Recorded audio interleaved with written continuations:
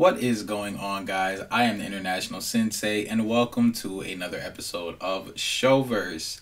Today, man, we need to talk about the current era of gaming. Specifically, what sucks about being a casual gamer in today's era.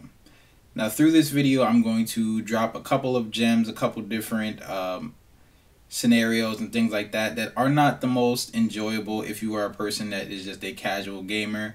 I'm going to be touching a lot more on the fighting game side of things. I may touch more on the shooter side in a later video, but right now we're just going to touch on the FGC side since that's where my expertise lies.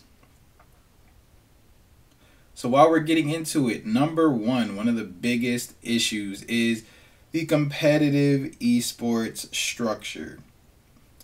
Now, the biggest thing now is games are centered around esports, whether you're playing Street Fighter, whether you're playing Tekken, Mortal Kombat, etc., etc.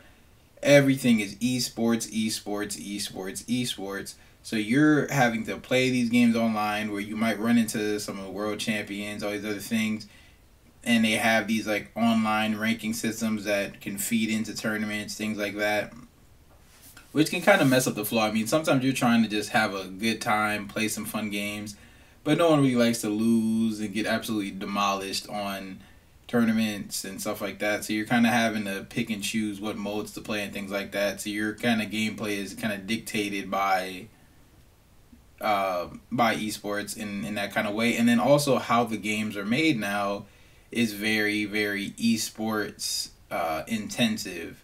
When it comes to fighting games, I mean, it's not really about, unless you're playing like NRS games, they've still been very good with giving good stories, but stuff like Street Fighter, which really didn't have a good story until like 2 years later, and other games don't even focus on the story, they're just focusing on the competitive play.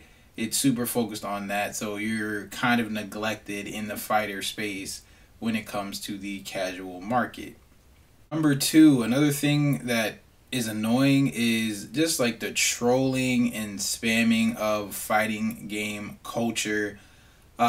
This is not something that bothers me typically, but this is something that I hear from people that play casually. Sometimes you just want to have a good time without having to worry about getting clipped and put on Twitch and getting exposed in someone's stream and all these other things, and people making fun of you because you're newer at the game. I mean, it's become a very friendly environment because everyone wants to get the new hot take, everyone wants to get the new combo on someone and things like that. So it kind of makes it a very toxic community, and it's very difficult for people who are new to the game and want to learn online and grow, because every time they get on, someone's trying to clip them, someone's trying to just out spam them and get a Twitch clipping to get likes and retweets and comments and views. People are on their mics and they're being disrespectful, saying derogatory things and cursing and all kinds of things, talking about people's family and mothers and religions and all these other messed up things. And that is definitely not enjoyable as a person that is just trying to have a good time. Again, I'm just trying to have a good time. I just want to have fun, turn my game on, sit back, relax, and have a snack while I play some Tekken or I play some MK, etc., etc., without having to feel like I'm trying to prove a point, if that makes sense. You know what I mean? So that would definitely be something on the list. Trolling and spamming, just the excessive use of stuff. For those who've never played a game called Injustice 2, in the Deadshot era, which was around Season 1, it was literally just full screen rock, paper, scissors. And there really wasn't much you could do about it. It was very annoying. It was very boring to watch. And as a casual fan, I know a lot of people stopped playing specifically because of that.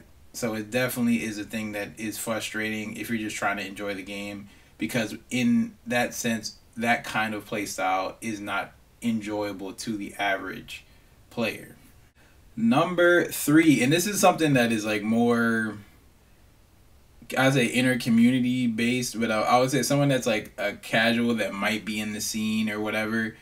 The top player that has those hidden accounts, and I've met some pretty good players that they'll have like their main account and they'll have their like separate, they call it a Heidi, so their Heidi account where they play a bunch of games and they beat up on people that don't know who they're actually playing, just because if they lose, then they just lose. If they win, then they get all this content and Twitch clips and all these other things. But it's funny how people do that when like they would love to expose people and like all these guys want to expose players, but when it's done to them, they're not happy about it. So it's kind of weird. I mean, people have these like Heidi accounts and they'll use them, and then get blown up on their main account, and that's why they made the Heidi account. I mean, it is what it is. It's weird. I mean, the esports realm and how all this stuff is going on is very, very weird. I will say that. I will say that much. Number 4, one thing that is really not fun is dealing with nerfs, especially when you are not a competitive player. Let's say you work your 9 to 5 and you have a specific character that you play in Soul Calibur. You only play Killick. You are a Killick guy, and that is all you play. And this also goes with people like them remaking games and things like that, and not thinking of the casual fans as well. But you're thinking, okay, I'm going to go home and play some Killick, this, that, and the third, and then you update your game, and all of his moves are bad, all of his buttons are gone, his special move that you used to like to use is not there anymore, etc., etc. And you don't really know why that is, but a big part of it is because of the competitive model. Back in the days, I mean, where there was no nerfs, where you got a game and that was it. I mean, it was messed up, yes, but at the same time, it was fair because, like, look, if I'm a person that doesn't care about competition, which a large majority of gaming consumers do not care about competition, I was able to play who I want to play. The character was always the same. I could leave the game for 5 years and it'd still be the exact same character. Whereas nowadays in the modern era, you can leave a game for 5 weeks, or shoot, sometimes 4 or 5 days, depending on if it's a new character or DLC or something, and that character can be completely different from day to day in which you play them. So that is definitely something that is a bit of a bummer, especially if you're a person that doesn't get much time to play. When you get on a game, you don't want to have to learn a brand new character most of the time. You just want to pick it up and play.